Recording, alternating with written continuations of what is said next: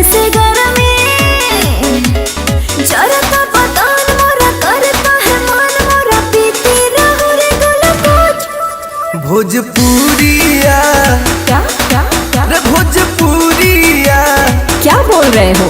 भोजपुरिया मदद से रोज रानी लिया करो तुम रोज रोज पागल। भोजपुरिया मदद से रोज रानी लिया करो तुम रोज रोज रोज।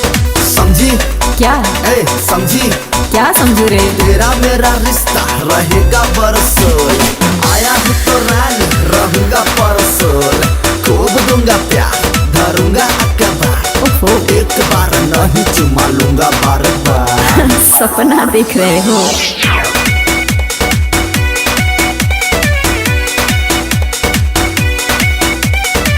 किसी के फेरों में मैं न पड़ूंगी, कभी करूंगी ना प्यार रे।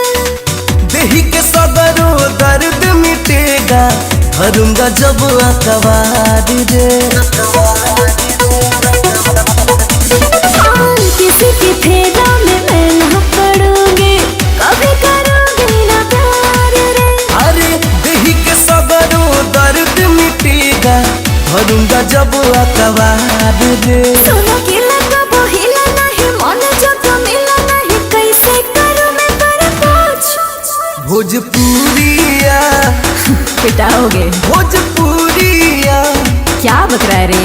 भोजपुरिया मदद से रोज रानी लिया करो तुम रोज रोज रोज। भोजपुरिया मदद से रोज रानी लिया करो तुम रोज रोज रोज।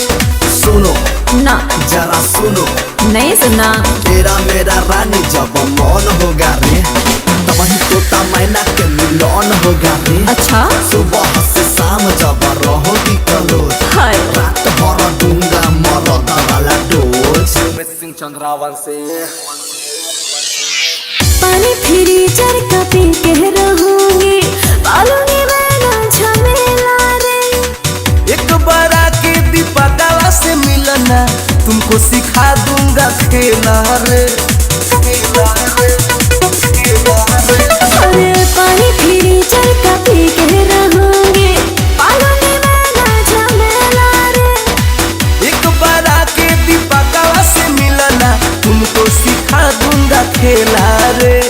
सोखला सरत मेरा हर दर्द मेरा आके तो हमरे कलोज। भोजपुरिया ओके रे भोजपुरिया समझ गई ना बाबा? भोजपुरिया मर्द से रोज रानी लिया करो तुम रोज रोज रोज। भोजपुरिया मर्द से रोज रानी लिया करो तुम रोज रोज रोज। ओके डार्लिंग, ट्राई करूंगी।